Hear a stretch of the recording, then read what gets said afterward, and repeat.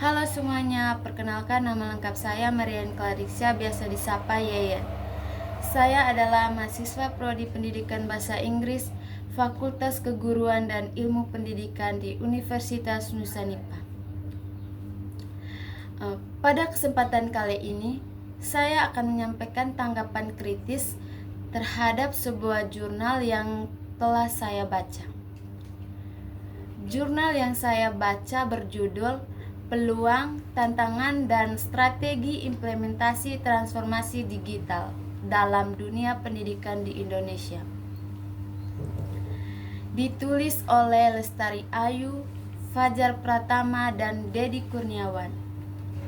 Jurnal ini dimuat dalam Jurnal Inovasi dan Teknologi volume 11 nomor 1 halaman 25-47, diterbitkan pada tahun 2023. Tanggapan kritis terhadap jurnal Peluang, Tantangan, dan Strategi Implementasi Transformasi Digital dalam Dunia Pendidikan di Indonesia. Jurnal yang disusun oleh Lestari Ayu, Fajar Pratama, dan Dedi Kurniawan ini membahas isu yang sangat kontekstual dan relevan, yaitu transformasi digital dalam dunia pendidikan Indonesia. Dalam kondisi pasca pandemi COVID-19, topik ini menjadi salah satu fokus utama dalam wacana reformasi sistem pendidikan nasional. Artikel ini mengkaji 3 aspek penting. Yang pertama, peluang, tantangan, dan strategi implementasi transformasi digital pendidikan. Secara umum, jurnal ini memiliki struktur yang baik, namun tetap ada beberapa aspek yang perlu dikritisi untuk memperkuat kualitas akademiknya. Kekuatan jurnal. Salah satu kekuatan utama jurnal ini terletak pada pemilihan topik yang aktual dan berdampak luas. Transformasi digital dalam pendidikan bukan hanya kebutuhan teknologis, tetapi juga merupakan upaya strategis dalam mewujudkan pendidikan yang lebih merata dan inklusif. Penulis berhasil menangkap esensi dari perubahan besar dalam sistem pembelajaran yang terjadi dalam beberapa tahun terakhir dan menyajikannya dalam bentuk analisis konseptual yang jelas dan sistematis. Dari sisi struktur, jurnal ini tersusun secara sistematis, dimulai dengan pendahuluan yang membingkai konteks dan rumusan masalah, dilanjutkan dengan uraian peluang, tantangan, strategi implementasi, dan diakhiri dengan kesimpulan. Pola penulisan seperti ini memudahkan pembaca dalam memahami keseluruhan isi artikel serta mengikuti alur logika yang dibangun oleh penulis.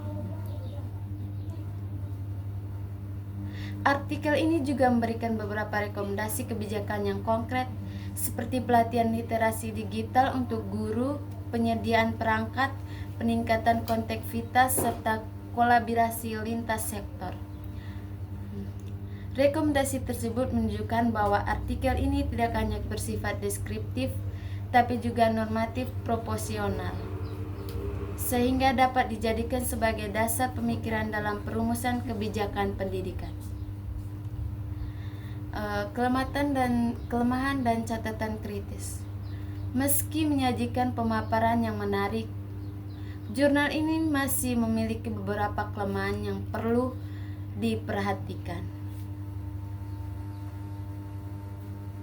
Pertama, meskipun artikel ini berjudul Transformasi Digital dalam Pendidikan, namun aspek teoritis dan kerangka konseptualnya belum tergarap secara mendalam. Tidak dijelaskan pendekatan atau teori pendidikan digital apa yang digunakan dalam menganalisis fenomena ini. Hal ini membuat artikel terkesan lebih sebagai opini, kebijakan, atau tinjauan umum. bukan sebagai tulisan ilmiah berbasis teori dan pendekatan metodologis yang kuat. Yang kedua, analisis tantangan yang disampaikan cenderung masih bersifat makro dan normatif, tanpa dukungan data empiris yang cukup. Sebagai contoh disebutkan bahwa kesenjangan digital dan rendahnya literasi teknologi adalah kendala utama, namun tidak terdapat data kuantitatif untuk menguatkan pernyataan tersebut.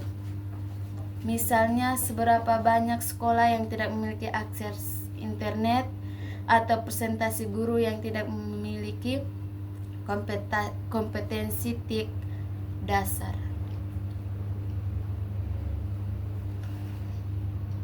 Tanpa data yang konkret, argumen tersebut menjadi kurang kuat secara akademis. Yang ketiga, artikel ini juga kurang mengangkat keragaman kondisi geografis dan sosial ekonomi Indonesia secara lebih spesifik. Padahal, salah satu aspek penting dalam implementasi transformasi digital adalah bagaimana ketimpangan antar wilayah, dalam kurung terutama daerah 3T, mempengaruhi efektivitas kebijakan. Penulis bisa menambahkan studi kasus dari beberapa provinsi atau kota sebagai perbandingan penerapan kebijakan digitalisasi di lapangan. Yang keempat,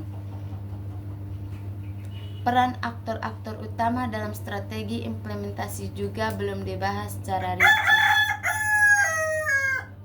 Misalnya, bagaimana peran pemerintah pusat dan daerah harus dibedakan, apa saja peran sektor swasta dalam pengembangan infrastruktur digital, serta bagaimana melibatkan masyarakat sipil dalam mendorong literasi digital.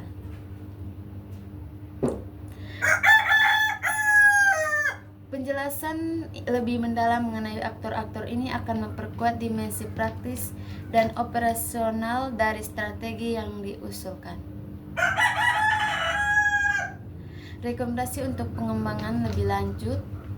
Untuk mengembangkan selanjutnya, penulis disarankan untuk 1. Memperkuat dasar teoritis dari transformasi digital dalam pendidikan, misalnya dengan mengacu pada modal TPAK, Technological Pedagogic Contact Knowledge, SAMR, substitusi, augmentasi, modifikasi, redefination, atau teori konektivisme. Mengintegrasikan data primer dari survei atau wawancara terhadap guru dan siswa yang mengalami proses digitalisasi secara langsung. Ini akan memberikan dimensi empiris dan kontekstual yang lebih kaya. Yang ketiga, melakukan pemetaan wilayah atau sektor pendidikan berdasarkan tingkat kesiapan digitalisasi agar strategi yang diusulkan bisa lebih tepat sasaran dan berbasis pada kebutuhan lokal. Yang keempat, menambahkan indikator keberhasilan implementasi kebijakan transformasi digital agar artikel ini dapat menjadi rujukan praktis, bukan hanya gagasan konseptual. Yang terakhir, kesimpulan. Jurnal Peluang Tantangan dan Strategi Implementasi Transformasi Digital dalam Dunia Pendidikan di Indonesia merupakan kontribusi penting dalam diskursus digitalisasi pendidikan. Dengan pemaparan peluang dan strategi yang cukup komprehensif, artikel ini berhasil memberikan wawasan awal bagi pembaca tentang pentingnya adopsi teknologi dalam sistem pendidikan nasional. Namun, agar lebih kokoh sebagai karya ilmiah, artikel ini memperkuat kerangka teoritis, menyajikan data empiris, serta memperjelas strategi yang berbasis konteks lokal dan pelibatan multi pihak. Demikian dari presentasi saya, terima kasih.